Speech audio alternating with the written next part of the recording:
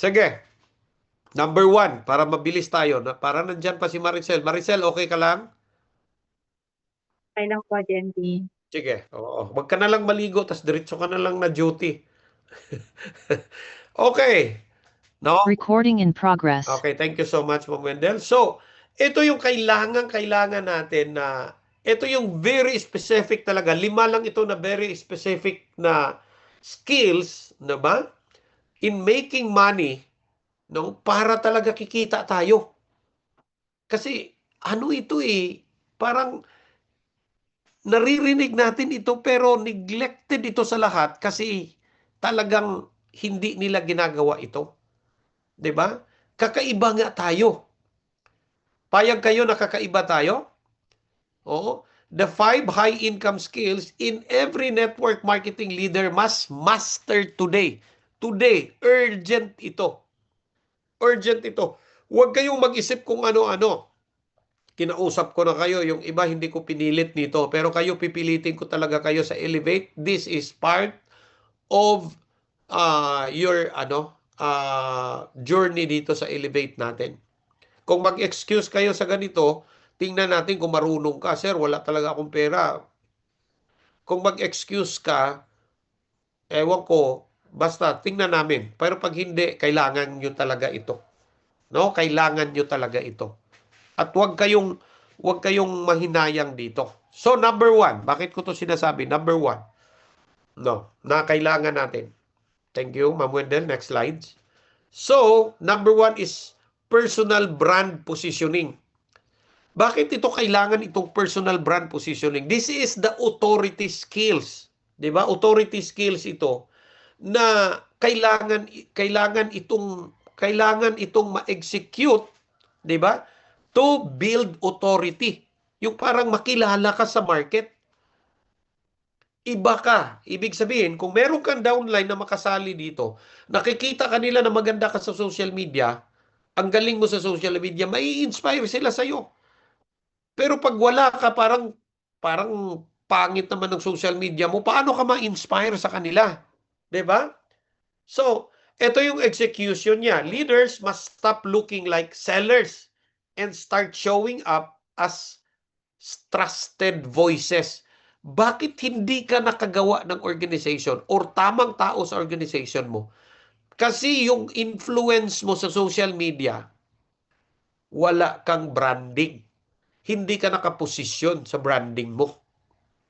Kasi ang reason, wala akong pambayad, sir Mahal Oh, yun ang So, anong gagawin dyan? Meron bang dito, Ma'am Wendell? Next slide daw, kung meron ba? Or yan lang ang Sige, hindi ko kasi nakita yung Okay? So, yan lang. So, tapos number 2 na naman, ganyan. So, people join leaders they trust, not just products. Alam mo yung bibili lang, parang isa, dalawa lang na time. Pero yung people join, yung mga tao magjo-join yun sa isang tao na nakikita nila na i-influence sila. So, anong gagawin dito? 'Di ba? What to do daily. Yung ikaw, Ma'am Ronabel, gusto ko talaga maayos yung social media mo kasi nako, pag ako yung nakakita ng social media mo, hallelujah talaga yung social media na yan. No? So, kailangan may talagang professional dyan. Professional. Meron naman professional sana, pero hindi tuloy-tuloy mag-post. Wala din. Wala din professionalism. Kasi kayo lang naman. Pero pag meron kayong pinapatrabaho niyan, kakaiba, di ba? So, post one post one value-driven content. Yan yung social media, ha? Yan yung standard natin, ha? Standard yan. 'Di ba? Magpo-post ka ng no ba? Page, solution, story, proof. Alam naman natin paano 'yan, no? Mga CTA natin. Pero the most important thing is meron kang content every day. Sinong nakagawa ng content every day? Yung real, totoo, content every day. Taas ang kamay. O si Ma'am Philaine lang, dalawa lang kami ni Ma'am Philaine. Bakit hindi kayo everyday? Ano sa tingin nyo? Kasi wala kayong social media manager. Or baka konti o hindi nyo alam. 'Di ba? So, yun yung pinaka-importante dyan, the branding, the personal brand positioning. Para makaposisyon tayo sa market. Hindi pwedeng hindi tayo makaposisyon. Kahit natuto kayo dito, hindi magaling kayo doon sa skills, pero ang business ninyo hindi masyadong nakaposisyon sa market, hindi siya nakikita, parang wala lang. Kasi ikaw yun eh. Ikaw yung personal mo ito eh. Wala lang, walang mangyayari sa'yo. Yes or yes? Number two. Number two. Bilisan na lang natin to kasi kailangan matapos tayo ng 7. Number two. Short form content conversation. This is attention skill. Tignan mo sa social media yan. Yung mga short form, yung mga short form content, yung mga reels, 'di ba? Yung mga reels na ano natin. So, ngayon sa social media, meron naman tayong mga platform na ginagamit, 'di ba? Pag meron kayong SMM, pwede yan malagay sa Facebook, Instagram, TikTok. Oh. So, yung tatlong platform na yon, doon ka maglalaro ng social media mo. So, makikita ka, ay, ito pala si Ma'am Philaine, oh, nakita ko sa TikTok. Ah, si Ma'am Philaine, nakita ko sa Instagram. Si Ma'am Eds, nakita ko sa ano. Oh. Hindi ka lang pwedeng makita ka lang doon sa market na pinasukan mo, o mga group na pinasukan nyo. Magagalit nga yung iba, binabas nga kayo doon eh. Ah, ito naman, nagbebenta sa ano. 'Di ba? So, kailangan meron ka. No? What to do? Ano yung kailangan dito? Yung mga reels, no? Mga 15 to 45 minutes na reels, yun yung ano natin. So, ano pa yung mga matututo ka doon sa hook in 3 seconds. 'Di ba? Ah, seconds yan. No minutes is seconds. 15 to 45 seconds. Yeah. Mga hook, 'di ba? Parang pag ano ka, hindi ka marunong doon sa ano sa content, hindi mo nahuhook yung tao, wala din. So, sinong marunong dyan? Yung mga nagtatrabaho talaga dyan, nagfo-focus as SMM. Okay? Mm. So, ano yung ano dito? Ano yung structure na kailangan? Hook, value, tapos CTA, yun yung mga kailangan dito. So, ang focus talaga nitong short form content conversation or yung attention skill is attention equals leads equals money. New money. 'Di ba? Attention equals new leads equals new money. Yan yung ano dyan eh. Yan yung kailangan dyan eh. So, hindi ka kikita pag hindi mo inalam to. 'Di ba? This is the ano talaga high level no of finding money in social media. Skills ito eh na kailangan, no? Pero ang gagawa dito professional. So gagamitin na lang natin yung time, money and effort natin. Okay. Number 3. Number 3 na ano natin? Number 3. Okay. DM conversation system. And this is chat to close skills. O, ito na yung mga challenge ng hindi marunong mag-chat. Pag meron ka ng social media, nagkaroon ka na ng social media, of course, meron talaga yung mag-inquire. Mag-inquire talaga yan, di ba? Leaders must convert conversation into sales. Agree kayo doon? Gusto nyo ba yan na mako-convert yung pinag-usapan nyo into sales? Thumbs up pag gusto nyo yan? Oh, siba, gusto natin yan. Di ba? Not just reply randomly. Yung mga nagre-reply lang tapos hindi nako-convert, parang wala. Sayang naman yung time mo. So, ano yung mga gagawin natin dito? Magko-connect ka, oh thanks for reaching out, mga ganon. O ano goal mo bakit mo ito gusto gawin, 'di ba? gusto mo ba ng extra income or gusto mo mag full-time? Mga ganon. 'Di ba? So, mag-share ka ng story mo para makarelate sila. O, bibigay ka ng videos, no? Ang mag-instruct diyan, yung SMM nyo, kasi ano nyo yan, matuto din kayo. Yung mga marunong na rin, yan, sila Ma'am Beauty, marunong na yan. Ma'am May, marunong na yan. Ma'am Philaine. Yan, pwede naman. Pero yung hindi pa marunong, di ba, nag-post lang kayo, parang wala lang. So, sayang naman yon. Hindi professionally done. Bakit? Wala ngang nagturo ng maayos, no? So, dapat kung ano, pag ito na, ginagawa na natin ito, mayroon na tayong ganito, may mga daily target na tayo, meron na tayong mga meaningful conversation, mga 20 to 30 meaningful conversation, or na-chat nyo, di ba? Na-chat nyo dyan.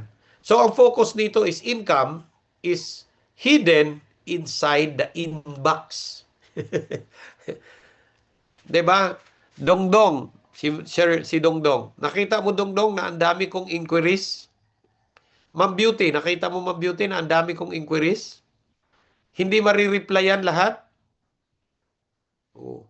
Alam mo bakit? Kasi kulang ng mga professional na magtrabaho. What if yung inquiries nyo katulad na sa akin kadami? Diba? Ano ba? Ma-okay ba yung buhay natin? Yes, of course. No? So, ano yan eh? Ano yan? Tawag dyan, skills yan na nakipag-usap ka, chat lang yan. 'Di ba? Chat to close nga ito eh. Chat to close skills. Chat lang yan pero naging conversion yan. Nagiging sales yan. Yes or yes? Yes. Okay. So, natututo kayo. Number 4, duplication system. 'Di ba? Duplication system creation. Ano tong duplication system creation? This is a scaling skill. Meaning to say, pwede mo siyang maturo. Pwede mo siyang maturo. Ang role dito, if you cannot be explained in 5 steps or less, it won't duplicate. Ibig sabihin, pag hindi mo, wala kang alam, di ba? Wala siyang sinusundan, wala siyang guide, hindi ka makokopya. Magaling ka lang pero hindi ka nakopya. So, this is a scaling scale kasi hindi pwedeng ikaw lang. Nagbi-build tayo ng company dito, nagbi-build tayo ng corporation. So, yung iba siguro ngayon yun lang pa nito narinig yung corporation na sinasabi ko. Pero one day, ano ko yan sa inyo. Bakit tayo nagbi-build ng corporation? Kasi akala kasi natin, sole distributor lang tayo dito. Parang wala lang. Magbebenta lang ng product. Tapos, nag-LLP, tapos nagbenta ulit. Tapos LLP, magbibenta ulit. Hindi yan eh. We will build corporation sa business natin. That's why, duplication system creation is very important because this is the scaling skill para magpalaki tayo. Di ba? Yun ang if leaders can't duplicate, income will always depend on them. Oo. Ang income, parang ikaw lang yung may income. Yung mga downlines mo, walang income. Kasi hindi mo na And the most important here, na hindi nyo lang ito napansin, so yung iba nakapansin naman siguro, is our program in WCA. Diba yung sa WCA, parehas tayo ng mindset. Pagpasok niya ng WCA, doon siya sa 30-day program. After the 30-day program, kung gusto pa niyang mag-proceed, although kinakausap mo naman yun, ginaguide mo yun, nilalagay natin sa Elevate. After the Elevate, nilalagay natin doon sa yung third level na ng training natin. Exponential. So, matitrain siya na hindi na siya katulad noon. Bakit? Kasi ang ituturo din natin, social media. Nagets nyo yun? Social media din sila. Ibig sabihin, maduduplicate tayo Madali lang i-duplicate kasi meron na tayong pattern. Meron tayong sinusundan. Hindi tayo katulad doon na nag-i-STP ka, sinamahan mo siya thinking na sana ganito din ang gagawin ng downline mo. What if yung nagtuturo sa kanya hindi ganun kagaling? So hindi rin gumaling yung downline. Pero what if yung duplication system natin talagang standard and that is WCA? So pag natuto yung mga downlines niyo, na-duplicate ka, nagkaroon ka na ng organization, makaisip ka.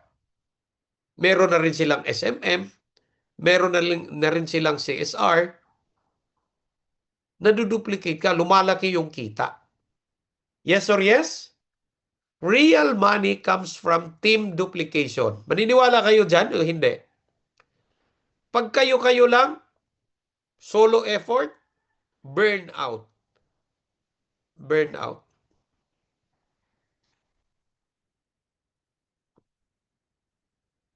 Meron ako i-reveal sa inyo.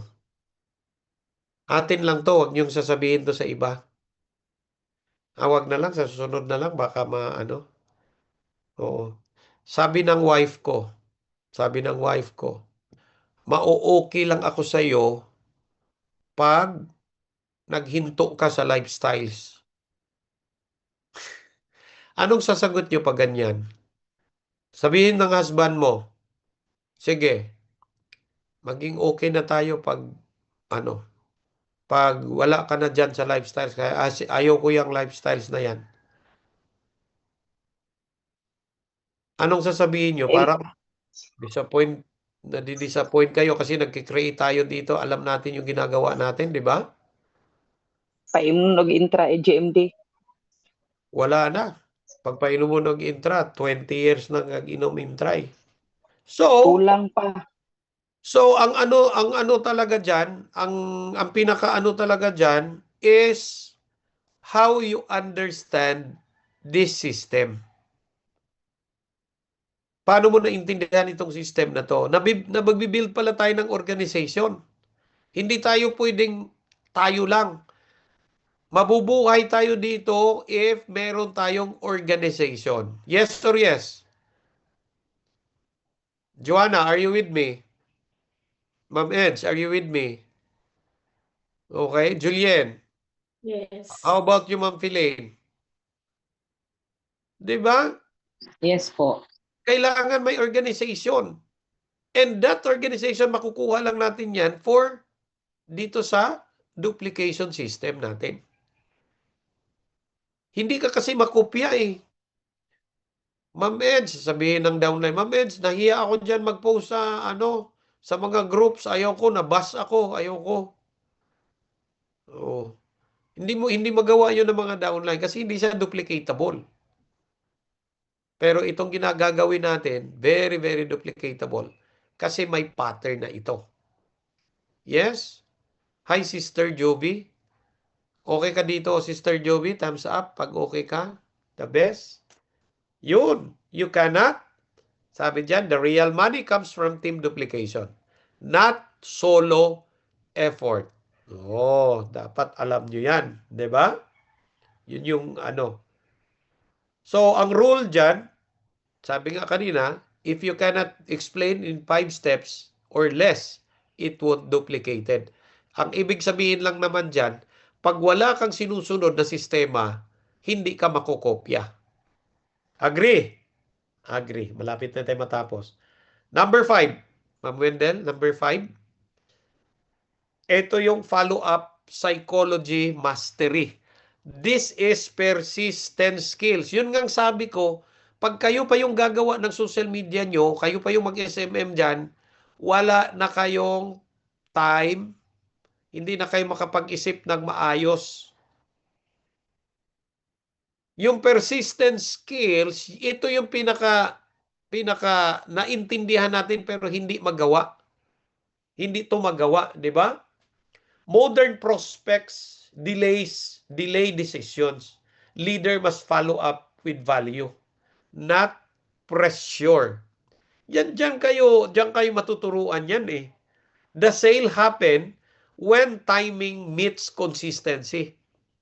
Ibig sabihin, hindi yan makuklose yung follow-up mo, 'di ba? Yung follow-up mo, yung timing na yan, hindi yan maging ano, parang magmi-meets yan pag wala kang hindi ka consistent sa ginagawa mo, 'di ba? So tuturuan namin kayo diyan paano like for example day 1 mag-check-in ka sa kanya, question ka lang, or kumusta na po kayo, or day 2 testimonial, mag-story ka, day 3, day 5 urgency, mga promo deadline. Tuturuan namin kayo diyan. Hindi naman ano, meron pang effective dito nga ano, 'di ba? May mga sample. Tinuro ko na yan sa follow-up na training ko, di ba? Follow-up psychology mastery. Yan yung pinaka-importante dyan. The sale happens when timing meets consistency. Yang 5 na skills na yan, no? In network marketing, pinaka-importante yan sa network marketing. So, paano mo ito ma-execute?